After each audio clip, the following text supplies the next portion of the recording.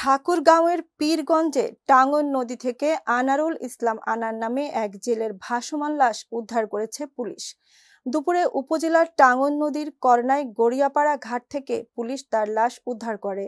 আনারুল ইসলাম আনার বোচাগঞ্জ উপজেলার বনগাঁও গ্রামের মৃত কাশেম আলীর ছেলে। স্থানীয়রা ও পুলিশ জানায়, গতকাল বুধবার রাতে আনারুল ইসলাম আনার টাঙ্গন নদীর মাহালি পীরের ঘাটে জাল নিয়ে মাছ ধরতে যায়। সে আর বাড়ি ফিরে আসেনি।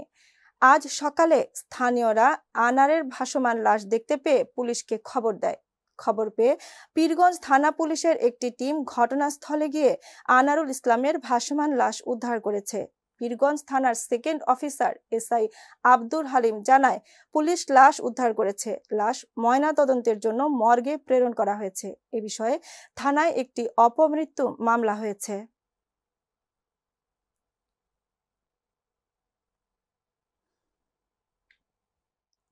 লক্ষ্মীপুর জেলা সমিতি দোহা কাতারের আত্মপ্রকাশ অনুষ্ঠিত হয়েছে। কাতারের রাজধানী দোহার ফিরোজ আব্দুল আজিজে ঘরোয়া রেস্টুরেন্টের হলরুমে অনুষ্ঠিত হয় এই আত্মপ্রকাশ।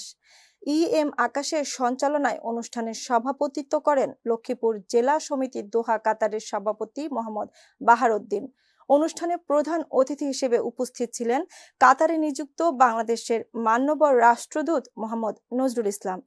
সহকর্মী মোশাররফ হোসেন জনি জানান, এ সময় বক্তব্য রাখেন উপদেষ্টা আনোয়ার হোসেন, গোলাম সারোয়ার কামরুল, ফাহিম হোসেন মিরাজ, হাসান আহমদ, আমিনুল হক, গোলাম মাওলা হাজারি সহ বাংলাদেশ কমিউনিটির বিভিন্ন স্থানীয় নেতৃবৃন্দরা।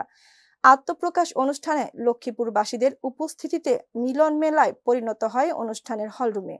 এ সময় বাংলাদেশ কমিউনিটির বিভিন্ন সংগঠনের ও জেলা কমিটির সভাপতি সহ বিভিন্ন নেতৃবৃন্দরা যোগদান করেন আত্মপ্রকাশ অনুষ্ঠানে। বাংলাদেশের রাষ্ট্রদূত মোহাম্মদ নজরুল ইসলাম লক্ষ্মীপুর জেলা সমিতি দোহা কাতারের সকল নেতৃবৃন্দকে অভিনন্দন জানান বাংলাদেশ দূতাবাসের পক্ষ থেকে।